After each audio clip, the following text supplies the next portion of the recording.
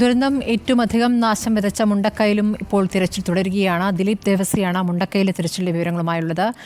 ദിലീപ്, ഇപ്പോൾ മുണ്ടക്കയിൽ തിരച്ചിൽ പുരോഗമിക്കുന്നുണ്ട്. ഡ്രോൺ സഹായത്തോടു കൂടിയുള്ള തിരച്ചിലാണോ? എന്താണ് അവിടെ കാണാനാകുന്നത്?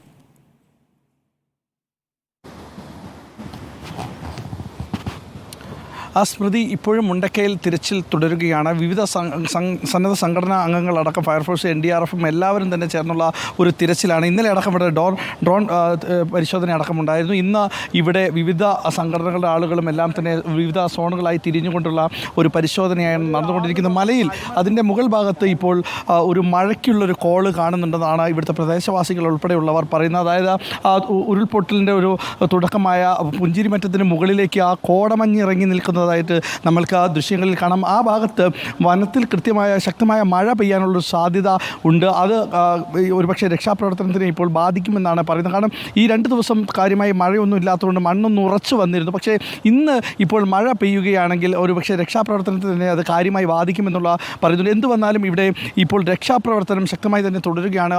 വിവിധ സംഘങ്ങളായി തന്നെയാണ് രക്ഷാപ്രവർത്തനം തുടരുന്നത്. താഴ്ഭാഗത്ത് ഇതിൻ്റെ അതായത് ചൂരൽമല ഭാഗത്തേക്ക് പോകുകയാണെങ്കിൽ ആ വശത്തും ഉരുൾപൊട്ടി വന്ന വഴികളിലെല്ലാം തന്നെ ഇപ്പോൾ പരിശോധന നടക്കുന്നു. സ്ത്രീകളടക്കം, വിവിധ സംഘടനകളിലെ സ്ത്രീകളടക്കം എത്തി പരിശോധനയുടെ ഒരു ഭാഗമാകുന്നതടക്കം നമ്മൾക്ക് കാണാം. അവർക്ക് പറ്റുന്ന തരത്തിൽ, അതായത് ഇപ്പോൾ ഈ NDRF അടക്കം പറഞ്ഞിരിക്കുന്ന ഒരു പക്ഷേ മൃതദേഹത്തിൻ്റെ ശരീരത്തിൻ്റെ ഭാഗങ്ങൾ കാണാൻ സാധ്യതയുണ്ട്. അങ്ങനെയൊന്ന് കണ്ടു കഴിഞ്ഞാൽ നിങ്ങൾ കൃത്യമായ വിവരം അറിയിക്കണം എന്നുള്ള ഒരു നിർദ്ദേശവും ഇവർക്ക് നൽകിയിരുന്നു. അപ്പോൾ തന്നെ രാവിലെ തന്നെ ഇവരെല്ലാവരും, അതായത് ഈ രക്ഷാപ്രവർത്തനത്തിന് വന്നിരുന്ന അംഗങ്ങൾക്ക് എല്ലാവർക്കും തന്നെ കൃത്യമായ ഒരു നിർദ്ദേശം ചൂരൽമല ഭാഗത്ത് നിന്ന് നൽകിയിരുന്നു. അതായത് ട്രെയിൻഡ് ആയിട്ടുള്ള ആളുകൾ ഇപ്പോൾ ഈ ദൃശ്യങ്ങളിൽ കാണുന്ന, അതായത് ഉരുൾപൊട്ടി പോയ ഭാഗത്ത് ഇന്ന് രാവിലെ ചെറിയ തോതിൽ മണ്ണിടിച്ചിൽ ഉണ്ടായിരുന്നു.